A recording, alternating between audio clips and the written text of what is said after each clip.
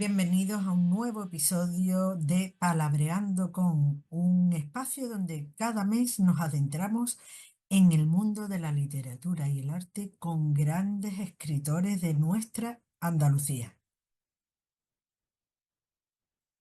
Y antes de empezar, quiero agradecer enormemente a todos los seguidores del canal Palabreando con, al canal de YouTube, que cada vez somos más y cada vez sois más. Y aquellos que de vez en cuando veis las entrevistas mensuales y que todavía no habéis dado a suscribirse, pues darle al botoncito y podéis tener esas entrevistas todos los meses y verla y escucharla cada vez que queráis y aprender, sobre todo aprender, porque de los entrevistados aprendemos mucho, sobre todo a escribir, a escuchar y a leer. Así que muchísimas gracias porque cada vez somos más en este canal de YouTube de Palabreando con una servidora, Nuria Ruiz. Comenzamos en Palabreando con. Hoy tenemos con nosotros a un escritor, periodista malagueño, andaluz de pura cepa, ¿eh? Además que como me decía, que bueno, lo hemos cogido trabajando, no sabe a qué hora entra, pero no sabe a qué hora termina, y lo hemos cogido trabajando y estamos hablando de José Antonio Sau Martín. Lo vamos a conocer tanto su trayectoria como bueno, pues su hobby, su escritura, su lectura, lo vamos a conocer todo lo que podamos en este ratito, en esta charla y en esta entrevista, ¿no? Aquí con Palabreando con. Él ha sido finalista de premios importantes, autor de novelas, de relatos, de crónicas periodísticas, por supuesto, y su obra siempre nos hace reflexionar, ¿no? Porque nos habla de la vida, de la muerte, pero sobre todo del paso del tiempo. Ahora él nos va a comentar porque para lo joven que es, lo que le interesa el tema del paso del tiempo en todas sus obras, ¿no? Así que bienvenido, José Antonio. Un placer estar contigo, Nuria, como siempre. Te hemos cogido ahí trabajando, ¿no?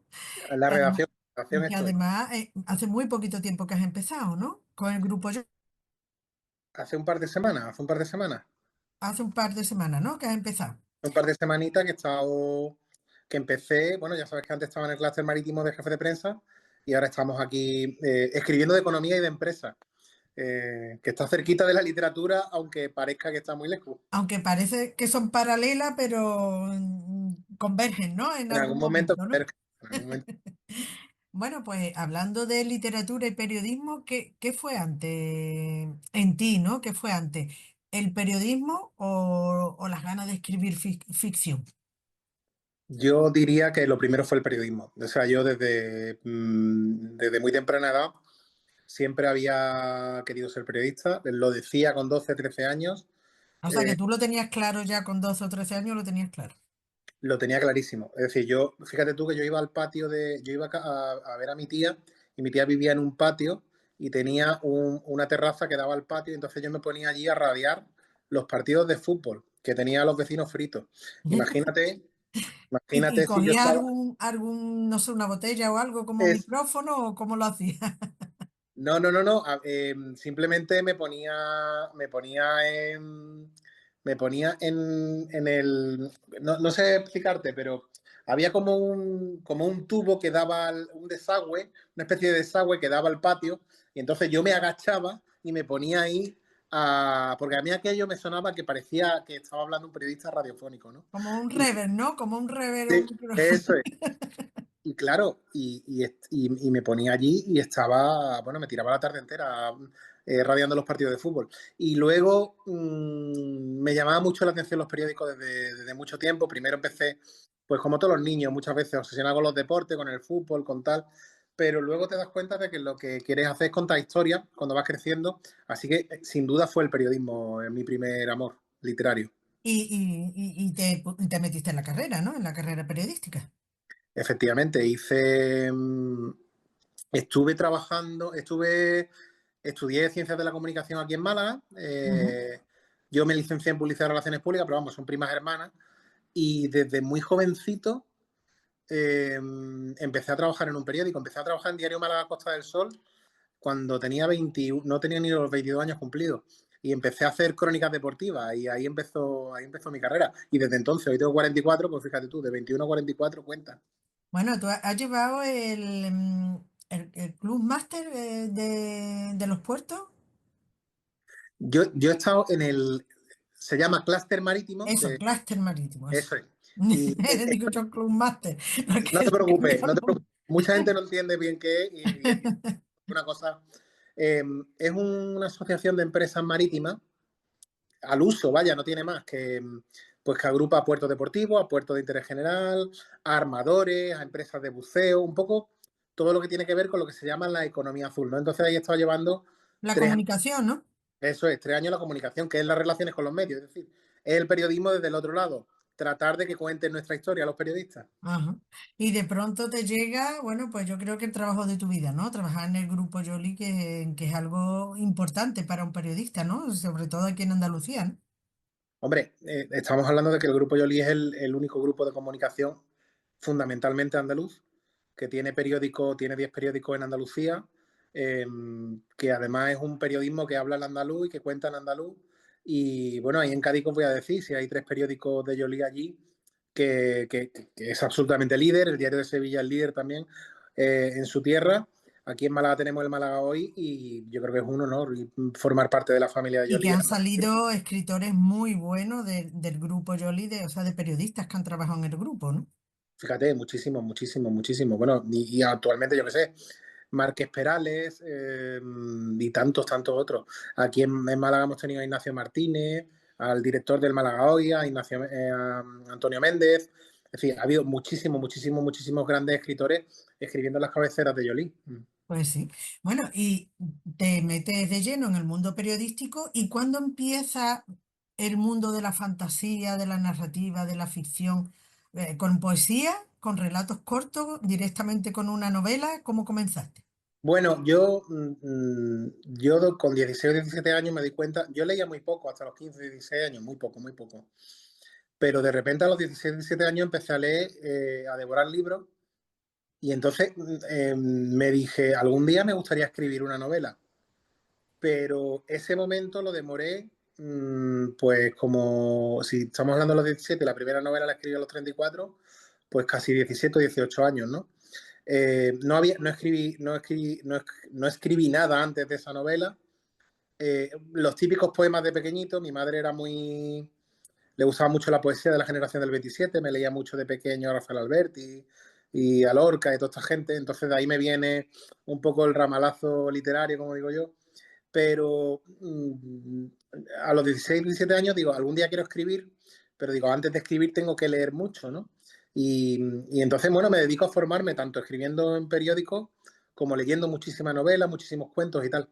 Y llega un momento a los 33, 34 años Que en los estás que como digo, más maduro, ¿no? Como sí, más maduro para escribir, ¿no? Para escribir una novela, ¿no? Con sus tramas y sus empiezo, personajes, ¿no? efectivamente, y empiezo escribiendo relatitos que no, en principio no me gustan mucho, pero después de los relatitos me pongo con una novela que es Lola Oporto Qué fuerte Lola Porto, ¿eh?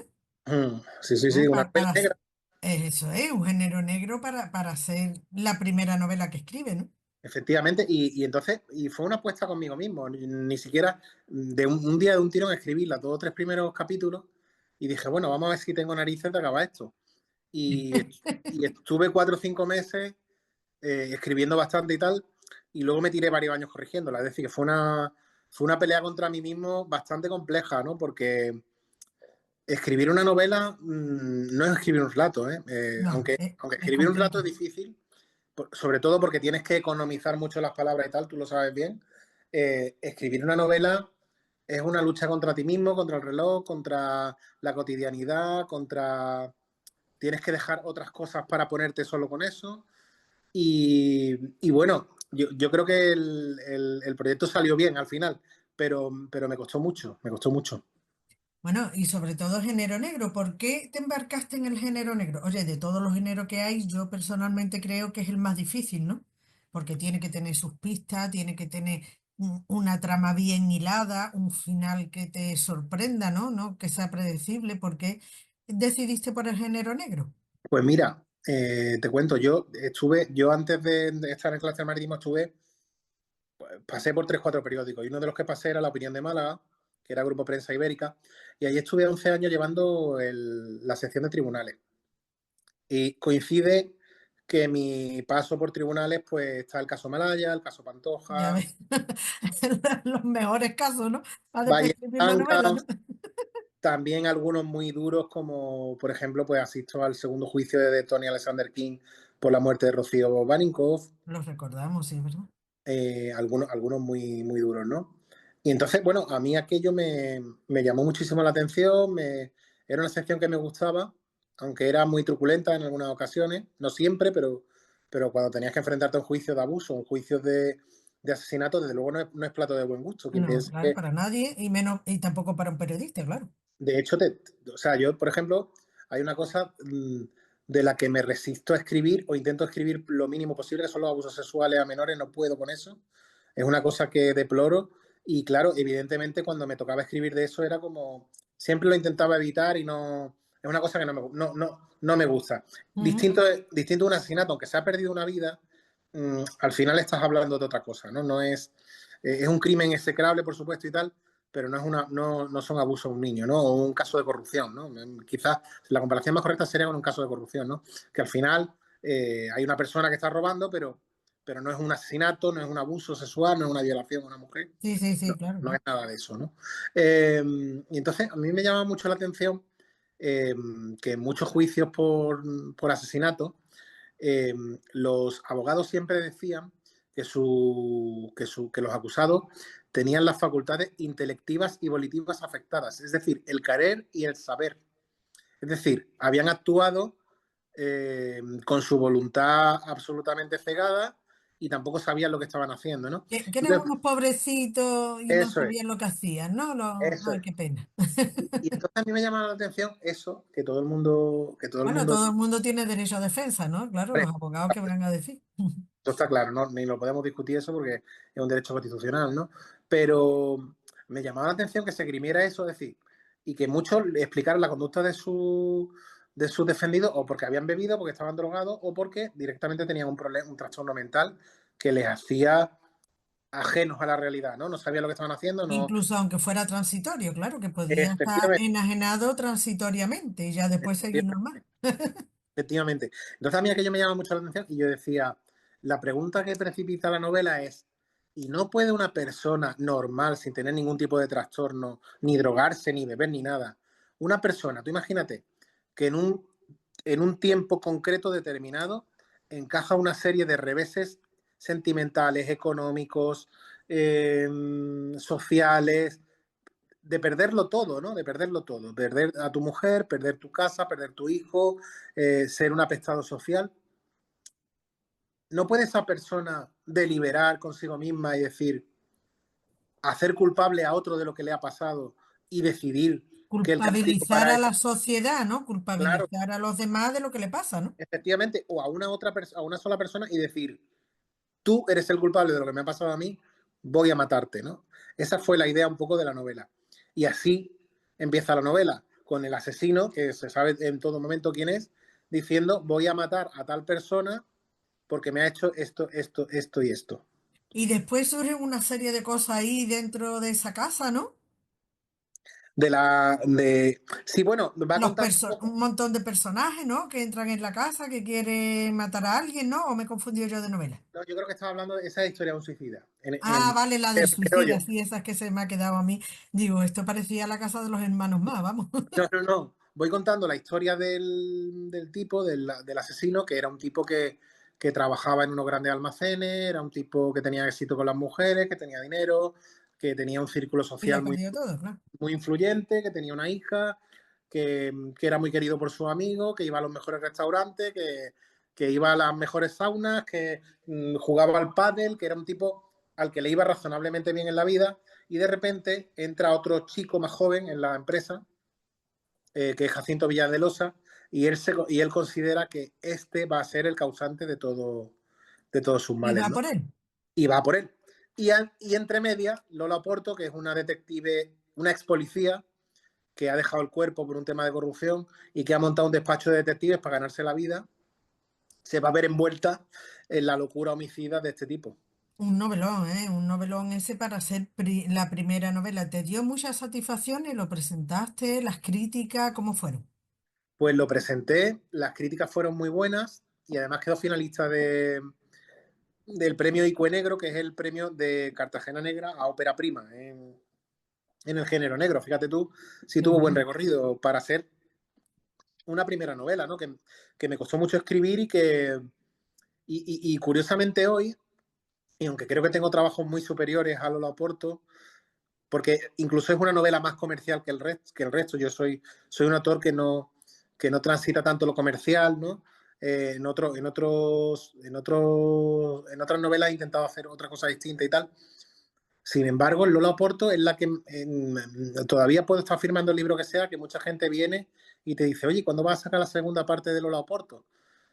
Es que el género negro atrae mucho. Si el género negro está bien escrito, le mete unos personajes buenos y una trama buena, a la gente le gusta más que a lo mejor cualquier otro tipo de género, ¿no?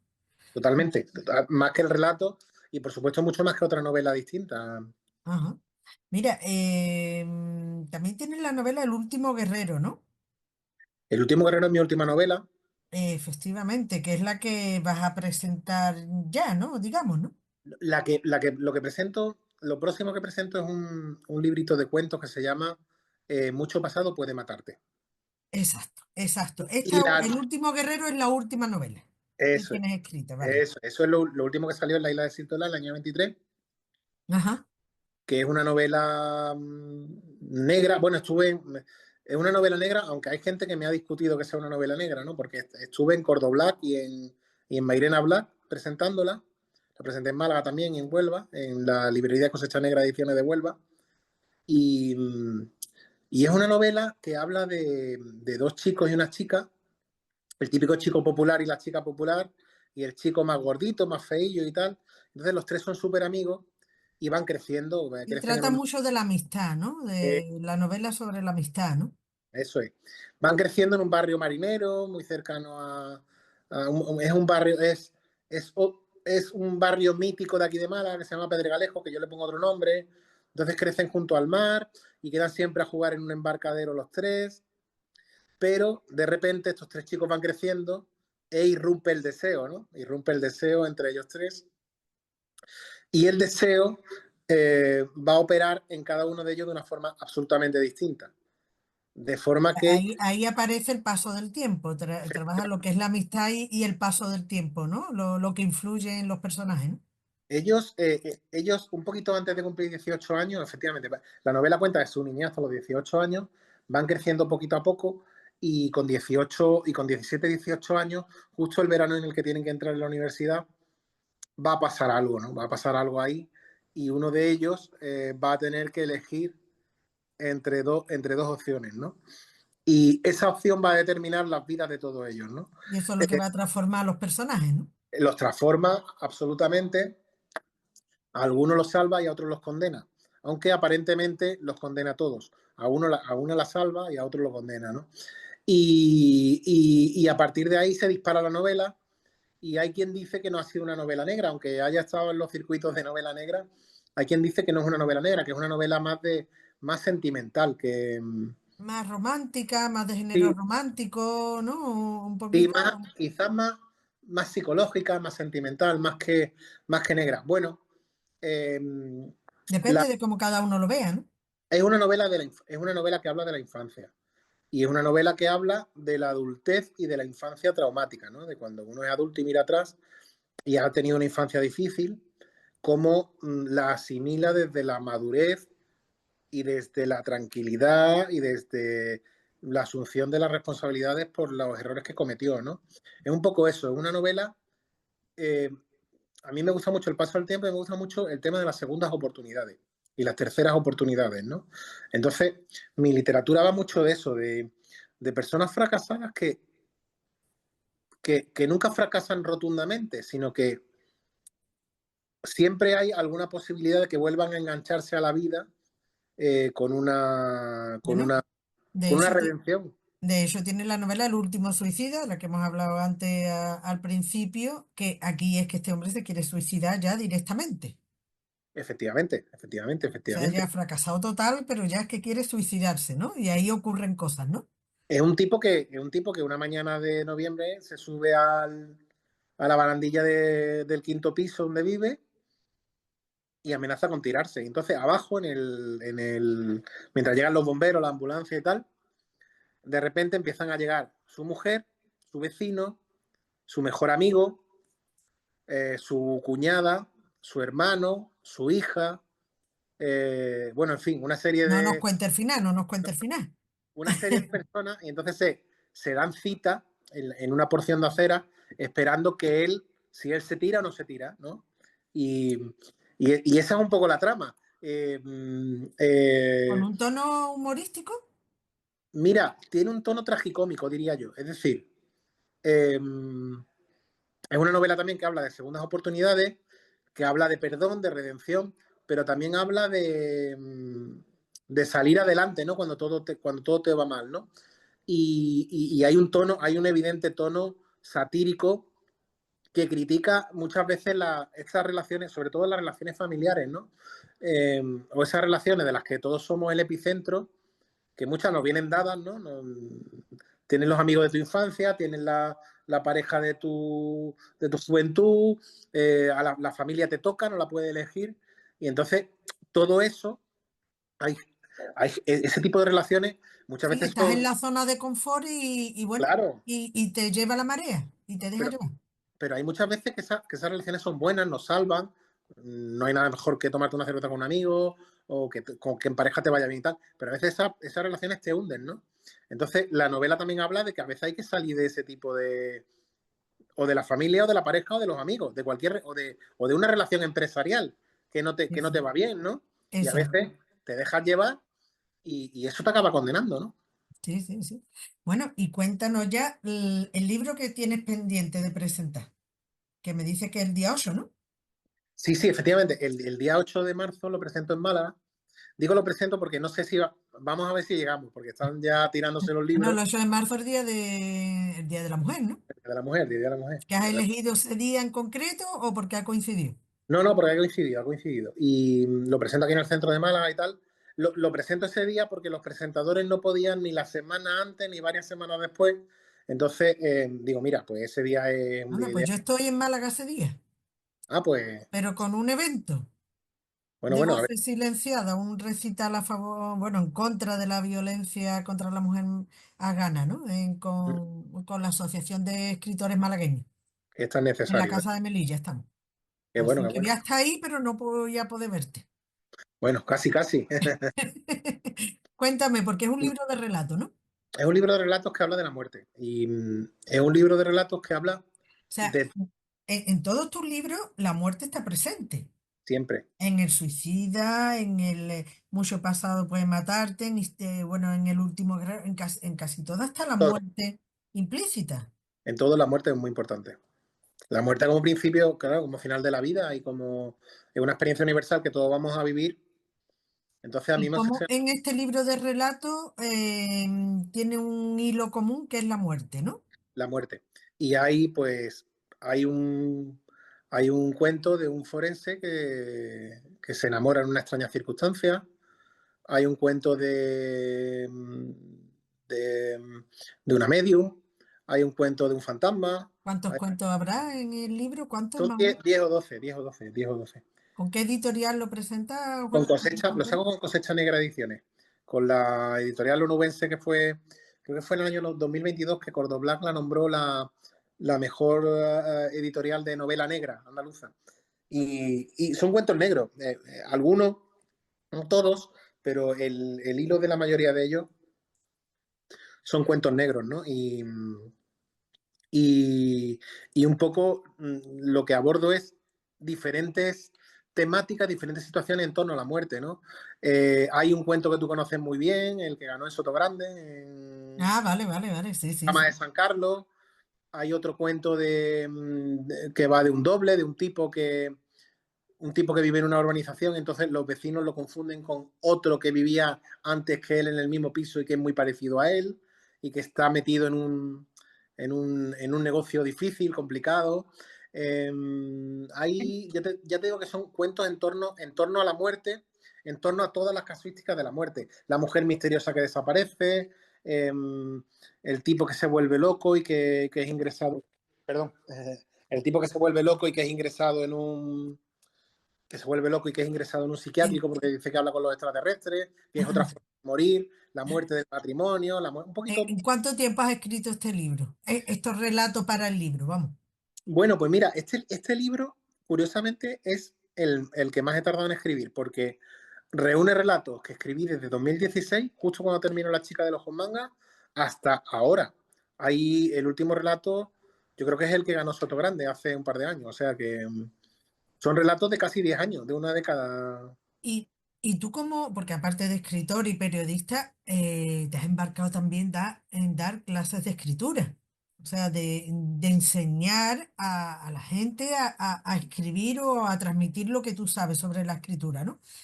¿Tú qué le aconsejarías más? ¿Que se dedicaran a la novela o se dedicaran al relato o que empiecen por el relato y después a la novela? ¿Qué le aconsejarías tú a alguien que quiere empezar a escribir? Yo siempre digo que la puerta de entrada a la literatura, a la prosa, es el relato. Y que hay que empezar por relato.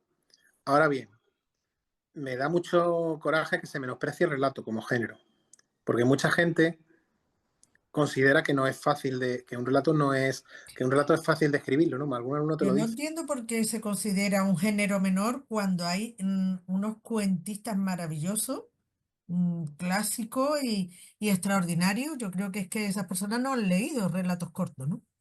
Efectivamente, sobre todo, y que es un género muy difícil de escribir, ¿eh? Porque muchas veces una novela, aunque no lo parezca, es más fácil de escribir. ¿En qué sentido?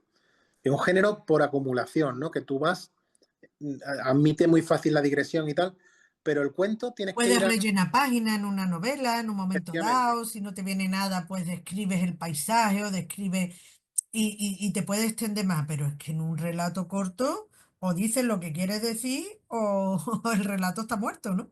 No, no, y el relato es fácil que mueran los dos primeros párrafos como no Exacto. lo haga, no sujetes pronto la temática, ¿no? Entonces, a mí me da mucho coraje eso. Entonces, yo siempre le digo a los alumnos que empiecen a escribir relatos. En mis talleres hablamos de relatos, o hablábamos, porque ya no Ya no estoy. tienes tiempo, ¿no? Y en mis talleres hablamos de relatos.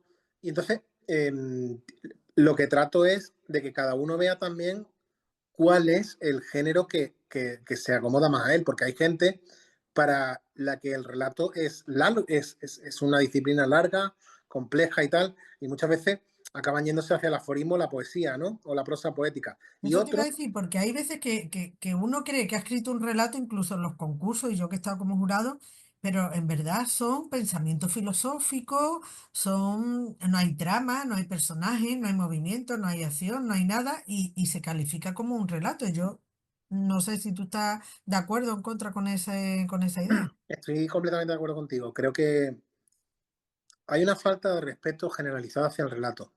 Y yo que he sido miembro del jurado, me asombro cuando estoy en un jurado y a lo mejor solo yo soy el único que escribe cuentos, ¿no?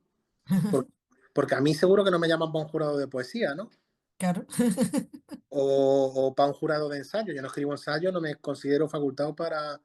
Pero sin embargo, cuando la gente escribe relatos, cualquiera puede ser jurado de relatos. Yo no digo que... Hay exacto. poetas, hay poetas maravillosos que escriben relatos magníficos, pero se falta mucho el respeto al relato. Es una cosa que me llama la atención de gente que no ha escrito relato, que está en jurado dirigiendo y deliberando sobre gente que ha escrito relatos. Y a lo mejor no sabe el ABC del relato, no sabe que el relato tiene que tener un conflicto, no sabe que tiene que haber un arco de transformación del personaje, que el personaje no puede comenzar igual que empezó, no sabe que tiene que haber una economía de palabras, que los relatos son circulares, o no siempre, pero que hay una serie de reglas del relato, Que los diálogos, si están, es por algo, no es baladí el poner un diálogo. O sea que. efectivamente. Entonces, mm, mucha gente eh, escribe, se siente facultada para deliberar y para juzgar un relato cuando no ha escrito un relato en su vida. Hay No, gente que el como me... relato tiene una técnica, independientemente que la persona sea creativa y que lleve lo de la escritura en la sangre y todo esto, ¿no? Pero las técnicas las tiene. Si no las sabe. hay que aprenderla o por lo menos respetarla, ¿no? Claro. Entonces es muy común que eso ocurra. Y yo me he encontrado en varios jurados de relatos que yo era el único que escribía relatos, ¿no? Entonces he tenido que defender que, mire usted, que eso no es un relato, ¿no? Cuando te venía algún compañero del jurado con otro relato muy bonito, sí, bueno, es una postal poética bellísima, pero eso no cuenta nada más allá de que es muy bonito el atardecer que estamos viendo, ¿no? O las Eh, descripciones que hace, ¿no? O los pensamientos tan maravillosos que mete y tal, ¿no? Sí, sí, Eh, es que me da un poco de pena porque es un género al que se le falta muchísimo, muchísimo el respeto. Eh, También es verdad que hay editoriales de cuentos publicando libros de cuentos que no son cuentos. Eso también está pasando, ¿no? Entonces, claro, Porque cuando hay mucha autopublicación también, José Antonio.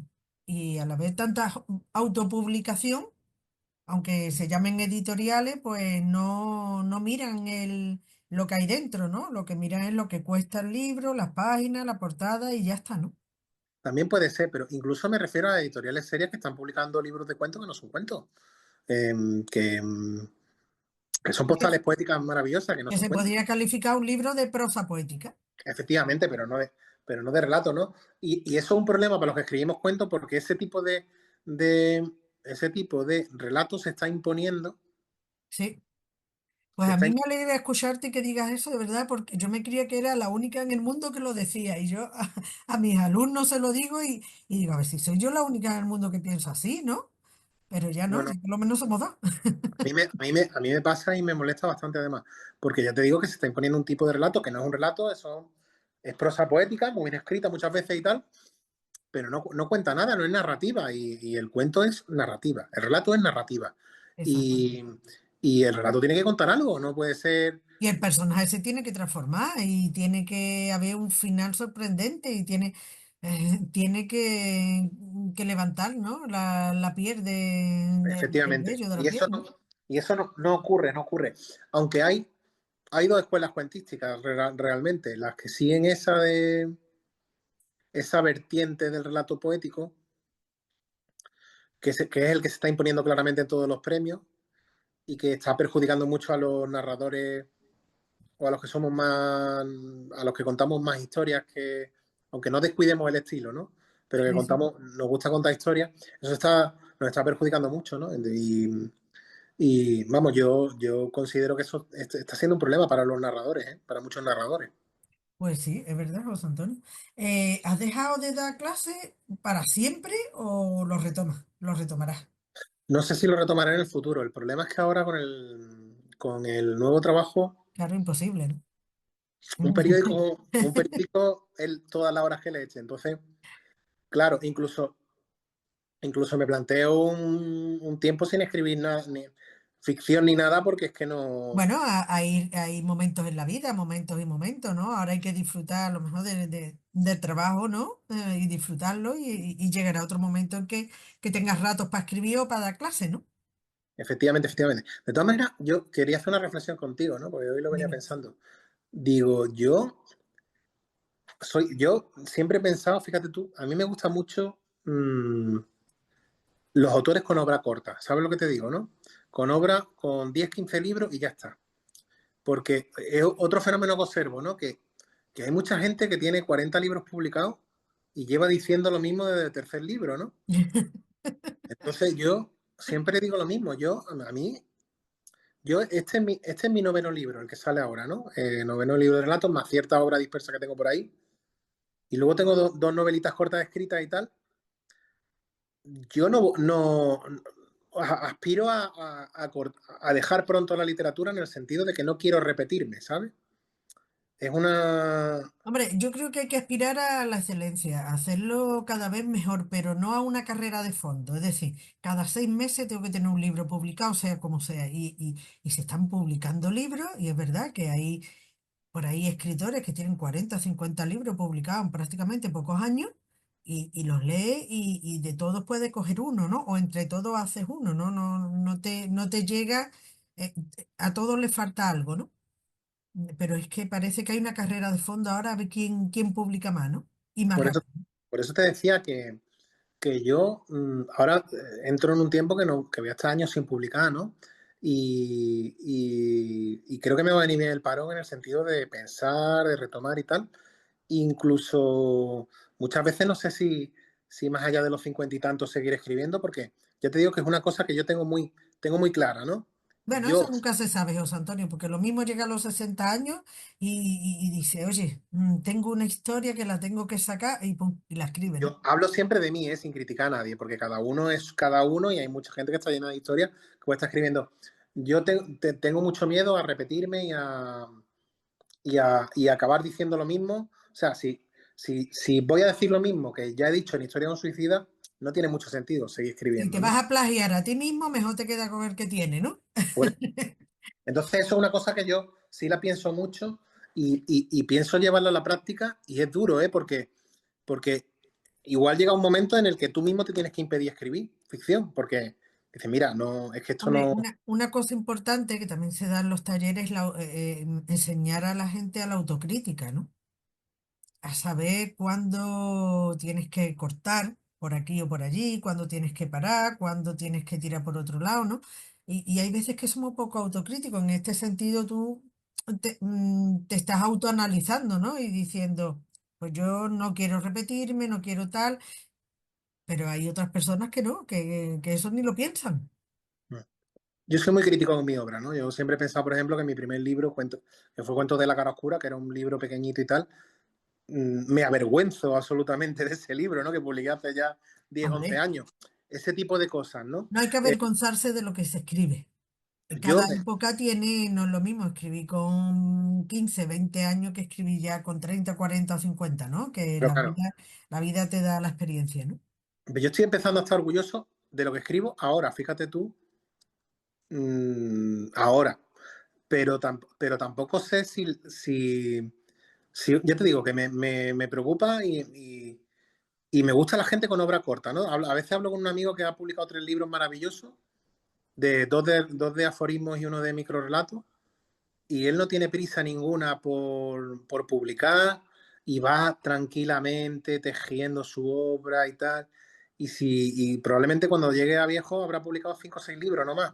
Bueno, Y pero es que a veces no es la cantidad, sino la calidad, ¿no? A lo que me refería al principio, ¿no? claro, por eso te digo que yo soy muy, muy crítico con mi obra, ¿no? Y aspiro a que en un momento dado yo sea capaz de darme cuenta de que no tengo que seguir escribiendo De ficción. cuándo tienes que parar o no tienes que parar, ¿no? Efectivamente, aspiro a darme cuenta. Y es una reflexión que hago mucho, ¿no? Y se la hago incluso a mis alumnos, ¿no? Que esto no se trata de publicar porque sí, o de publicar cuentos, publicar relatos porque sí. Se trata de que hay una necesidad de contar que en un momento determinado puede desaparecer o no, pero que lo normal es que uno, igual que se agotan las minas, se agota también la creatividad, ¿no? Entonces, Bueno, yo, ahí no estoy yo tan... Yo la creatividad creo que no se agota nunca. Otra cosa es que la dejemos a un lado, ¿no? Nosotros personalmente, pero... pero tú estás de acuerdo conmigo en que hay ejemplos claros de escritores y escritoras Y los que tú conozco, dices, vamos. pero es que a este muchacho de la quinta novela para arriba le habría sobrado ya. Bueno, y si hablamos de poesía ya ni te digo, ¿eh? De libros Bueno, de poesía como churro. bueno, libros de poesía como churros y porque todo parece que es poesía, ¿no? Efectivamente, todo es poesía y porque rima lo mejor, incluso si ya rima, las dos últimas vocales o la vocal y la consonante, ya es poesía. Y lo que no no están transmitiendo absolutamente nada, ¿no? Pero No se tiene mucho sentido, no tiene mucho sentido la carrera en la que nos hemos embarcado. No tiene mucho sentido el tema de la... Yo lo hablo con muchos de mis alumnos. Cuidado con la autoedición, cuidado con ese tipo de cosas, tampoco sin demonizarla, ¿eh? Porque yo mismo me autopubliqué el primer libro, por eso te digo que no estoy nada orgulloso de ese Sí, pero libro. a veces hay que quitar, quitar a los lectores sordos, ¿no? Que son nuestros familiares y las personas más cercanas, ¿no? Que le Mm. damos a leer nuestro libro, pues yo qué sé, a tu pareja, a tu hijo, a tu madre, y qué te va a decir? Porque está muy bien. Y tú te lo crees, y ya como te lo crees, pues te crees que está para publicar el libro, ¿no? Efectivamente, y A muchas veces veces, hay que contar con alguien que sea un poco más entendido en la materia, que sea un lector más profesional y que sea capaz de decirte, oye, pues esto le falta o esto falla o yo le daría una vuelta y que tú haces la crítica también, ¿no? Que te den, ¿no? pero hay gente que la autocrítica no la lleva bien, ¿eh? Te lo digo porque tenía un par de alumnos que se me han cabreado y yo soy muy light en la crítica porque, claro, intento respetar al máximo la obra de otra Claro, persona, ¿no? claro. Entonces uno se acerca como si fuera una planta y Sí, tú pero eras... tú fueras un ingeniero.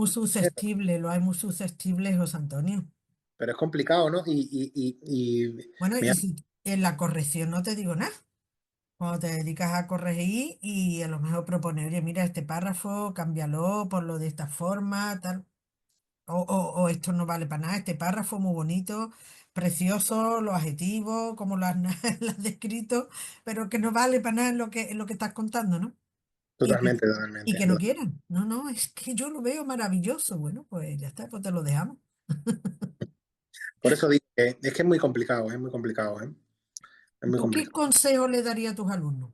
O sea, a la primera persona que se presenta en un taller que no ha estado nunca y viene con esa ilusión de que quiere escribir y que, bueno, y si se apunta a un curso porque quiere aprender también, vamos, se Pues yo supone, ¿no? lo que digo siempre es que lo primero que tienen que hacer es leer mucho, porque hay quien viene habiendo leído poquito. Efectivamente. Y leer mucho y de todo, ¿no? Incluso los bestsellers también enseñan cosas, ¿no? Enseñan lo que no hay que hacer muchas veces. O a veces hay bestsellers muy bien escritos, ¿eh? Que también te digo, que muchas veces hay libros que han vendido mucho, pero que están muy bien escritos y no pasa nada, ¿no? Que parece que nos ponemos aquí todos las gafas de intelectuales y demonizamos a A todo el los mundo. bestsellers, ¿no? Hombre, cuando son bestsellers, algo tendrán bueno, ¿no? No, no, y sobre todo que hay bestsellers que son literatura, que están muy bien Claro que escritos. sí. Todo no se puede demonizar, ¿no? Pero yo les digo que lean mucho. Y luego después de decirle que lean mucho, les digo que escriban mucho, porque muchos no escriben. Quieren escribir, pero escriben muy poco. Tienen No, muchas ideas, ¿no? En la cabeza, pero no llegan a plasmarlo, ¿no? no, no sacan tiempo para quieren escribir, pero no sacan tiempo nunca para escribir, ¿no? Y luego en el taller tienen resistencia a escribir, porque muchas veces les mandas un relato semanal y es mucho. O le dices, mira, cómprate una agendita pequeñita y escribe todos los días lo que se te venga, o un poema, un aforismo, una frase bonita que escuche. Y de ahí vas sacando ideas y tal. Y no, es imposible muchas veces, ¿no? Tienes que estar luchando contra su resistencia a escribir, ¿no? Eh, pero fundamentalmente leer mucho y escribir mucho. Y solo escribiendo mucho, y cuando has Claro, escrito mucho, es cuando empiezas a ver, hombre, y luego hay otra cosa, leer con rayos X, es decir, tenemos que leer como escritores. Eh, claro, claro, claro. y hay Ya una serie de reglas más. cuando los alumnos están en el taller y aprenden las técnicas, a mí por lo menos me dicen, Nuria, es que ahora ya me pongo a leer y ya que si cojo el gerundio, que si cojo el adverbio, que si cojo la frase larga, que ya es que me pongo a leer pero leo de otra forma, ¿no? No, no, es que no tiene sentido muchas veces que el alumno trate de desconocer su propio oficio, ¿no?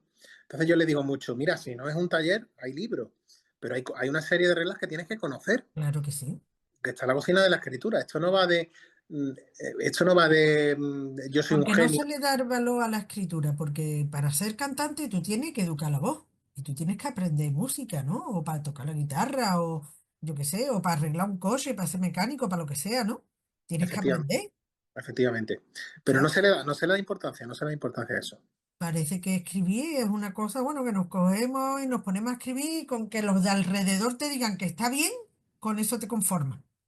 Claro, pero luego el problema de eso es que luego cuando publicas en una editorial un poquito más de más altura y tal, y te viene una crítica mala, O no ya te es, cogen porque tú te crees que has escrito el Quijote y lo mandas a las editoriales más clásicas, ¿no? Y te mandan un correo electrónico y te explican el por qué no te lo cogen, ¿no? Y no lo entienden o no lo asimilan, ¿no? Bueno, pero después hay gente maravillosa también en los talleres, José Antonio. totalmente, Y que totalmente. aprenden, tú has tenido alumnos que han ganado premios, ¿no? Yo he tenido alumnos que han ganado premios y mi último grupo, que eran 7, 8 personas, eran maravillosos. Yo la verdad es que ya no eran ni alumnos, eran amigos, ¿no? Como digo yo, ya hacíamos hasta excursiones juntos ¿Tus y clases que excursiones eran literarias, presenciales u online? presenciales. Yo tenía un grupito nada más por tema laboral, Claro. pero ya éramos amigos, ¿no? Y éramos un club de lectura, más que hablábamos mucho de los libros que leíamos y luego pues todo muy en torno al relato, ¿no? Porque yo he intentado inculcarle el amor al relato, ¿no? Más que a la novela. Yo el relato también, es que, hombre, a mí me encanta leer novela, la poesía la leo también, no igual o en la misma cantidad que la prosa, ¿no? Pero el relato, como tú decías, hay gente que lo denosta, o sea, que cree que es un género que es de segunda Mm. vez, y para mí yo lo quiero poner en el top ten, el No, no, género del relato, ¿no? ahí tiene que Bueno, estar. bueno, bueno, pues me encanta la entrevista que estoy teniendo contigo. Vamos a hablar de tus proyectos futuros, José Antonio. Ujú. Aparte de que estás empezando o que estás con el grupo con el grupo Yoli, ¿qué más proyectos tienes en mente? Bueno, pues mira, profesionales, bueno, en Grupo Yoli ya sabes, escribir de empresa y de economía andaluza, que me va a llevar bastante tiempo. Y luego tengo ya corregidas incluso dos novelas, una novelita corta de unas 20.000 palabras, que eso tú sabes que tiene difícil salida, salvo que te Bueno, ganes premio. Y luego bueno. tengo una novela sí de 40.000 palabras, una novela un poquito más ambiciosa, sigue siendo corta, pero una novela mucho más ambiciosa que se llama Isla Epifanía. Isla Y Epifanía. Epifanía. Y bueno, ahí la tengo también para ver qué hago con ella y tal. Y luego, poquito a poco, voy escribiendo relatos de un libro futuro que no sé cuándo terminaré porque me queda muy poco tiempo para escribir, ¿no? Entonces estoy Claro, ahí. porque otra cosa que hay que enseñarle a los alumnos y que tú sabes igual que yo es que no es solo escribir, sino después la relectura y el reescribir de nuevo, ¿no? Y La corrección, porque corregirte a ti mismo, ¿no? yo soy bastante rápido en cuanto al primer borrador, pero luego me puedo tirar años corrigiéndola. Ese Claro. es mi problema, ¿no? De hecho, me cuesta, a mí las novelas me cuestan mucho, en el sentido de que las correcciones se me eternizan, ¿no? Se Claro, me- pues eso es, que hay gente que no dejan dormir a lo que escribe, ¿no? Lo escribe ya, sea poesía o sea prosa, ¿no? Pero después nos lleva mucho tiempo lo que es la relectura, ¿no? Bueno, José Antonio, tú que vives en Málaga, ¿el mar te ha influido? ¿La costa te influye? ¿El sol? El aire de Málaga te ha influido en lo que tú escribes o no? Bueno, yo sigo una tradición de autores malagueños que son Antonio Soler, es el más importante de ellos, y antes que el Pablo Aranda. Y es que Antonio Soler y Pablo Aranda, creo recordar que casi toda su obra está en Málaga. Toda su obra está contada en Málaga. Yo sigo es decir, toda mi obra está en Málaga.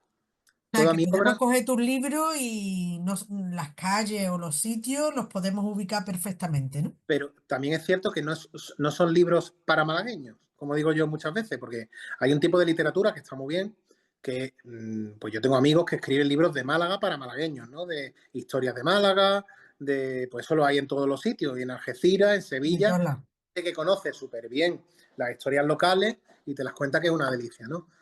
Mis libros intento que las historias son historias universales porque son historias humanas, ¿no? Lo que Pero pasa es que están ubicadas en Málaga, ¿no? efectivamente, pero yo siempre las ubico en Málaga porque es mi territorio de ficción. Málaga es mi Macondo, ¿no?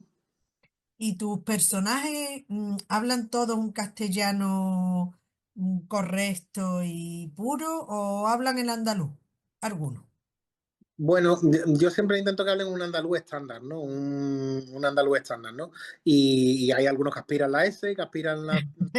ah, y, Lacio. ot- y otros que son más pijos, claro, como todo, como todo.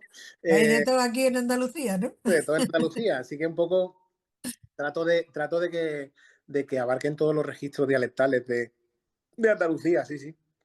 Bueno, José Antonio, pues yo creo que no ha quedado nada en el tintero. Si quieres comentar algo más, pero hemos hablado de tus libros. Cuéntame.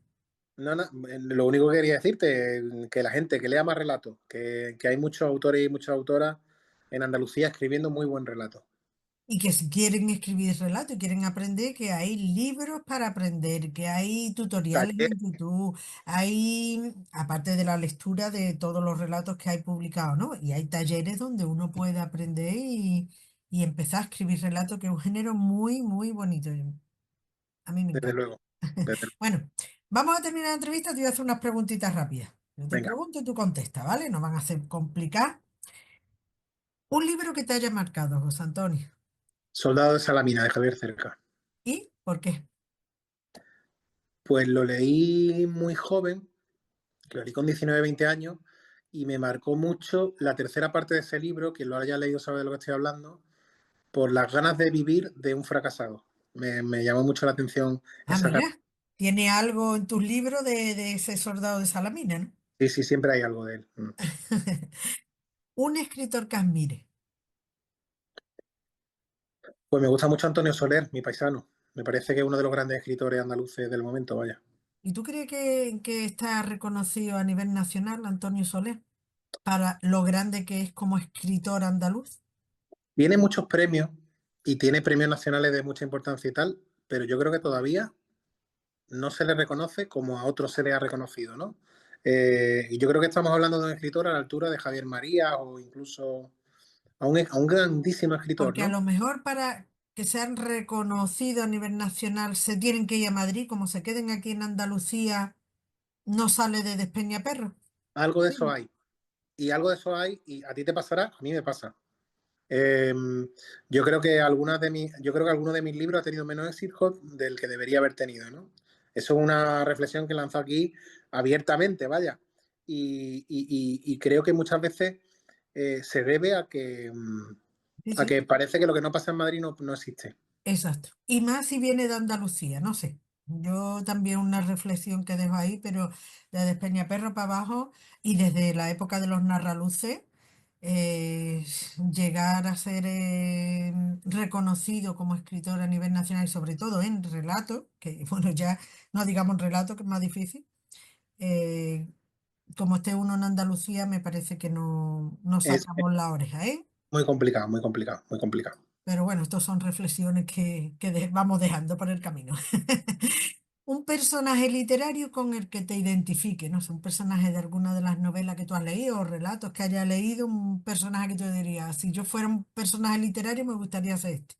Me identifico con Miralles, de Soldado de Salamina. Ok. Un lugar que te inspire para escribir. Los Baños del Carmen en Málaga, el balneario de los Baños del Carmen de Ah, Málaga. sí, es bonito eso. Precioso. Deberías verlo, deberías conocerlo. Los baños del Carmen, ¿no? Un antiguo balneario que hay en Málaga, en Pedregalejo, y, y es muy bonito. Es un edificio protegido y tal. Es precioso. Y te puedes ir allí con una libretita, con un ordenador y te pones a escribir y seguro que la creatividad aumenta, ¿no? Fluye, fluye, maravilloso. Fluye. ¿Un álbum o música favorita para escribir? Si tú te pones música para escribir, no lo sé. Sí, a veces sí. Bossa Nova. Bossa Nova. Ah, mira qué bonito. Cualquier disco de Antonio Carlos Jobim, lo Y recomiendo. además, esa música de la bossa nova es que también hace que fluya la creatividad, ¿no? Creo yo, Te ¿no? digo que a mí me encanta Antonio Carlos Jobim. Todo lo que ha escrito, toda la música que creó Antonio Carlos Jobim me parece maravillosa. Qué bueno. Y por último, un consejo para quienes sueñan con ser escritores. O sea, tú sabes, la gente joven, yo quiero ganar dinero con lo que escribo, yo quiero, pero un consejo, yo creo que también hemos hablado de ello durante toda la entrevista, Te lo ¿no? digo, que lean mucho de todo, que escriban mucho y que no esperen nunca tener éxito con la literatura. Que Que lo más lo que le importante venga, sea, le venga. y que lo más importante sea la propia escritura, no la repercusión que va a tener esa escritura. Claro, porque si uno está pensando en escribir para que no sé, ganar premio o ganar dinero, pues como que pierde calidad, ¿no? Lo que está escribiendo, puede ser, ¿no? Totalmente. Es que además no tiene sentido preocuparte por la repercusión de tu... Preocúpate de que el texto sea bueno y no te preocupes de nada más. Efectivamente, que si es bueno, ya poquito a poquito andará solo el libro, ¿no? Totalmente, totalmente. Bueno, José Antonio, pues muchísimas gracias por la entrevista que me has concedido. Yo sé que ha costado un poquito de trabajo porque estás muy liado con el trabajo. ¿Vale? Te deseo muchísima suerte en este último libro, que lo presente el día 8 si puedo. Nos vemos por allí, por Málaga. Perfecto. Y te doy las gracias por la entrevista, José Antonio. Gracias a ti por dedicarme un ratito. Muchas gracias. Hasta luego. Hasta luego. Hasta luego. Hasta luego. José Antonio Sau no solo ha sido testigo de grandes acontecimientos de nuestra tierra y sobre todo de la suya, de Málaga, sino que los ha contado con una mirada aguda y una pluma incisiva. Su trayectoria es un testimonio vivo del poder del periodismo y de la literatura para dar voz a las historias que de verdad importan. Así que tenemos que darle las gracias y la enhorabuena por ese libro que va a presentar y bueno, y las gracias por haberme concedido esta entrevista. Y bueno, a nuestros seguidores, gracias por acompañarnos una vez más. No olviden suscribirse al canal y activar las notificaciones para no perderse las próximas entrevistas. Nos vemos en el siguiente Palabreando con.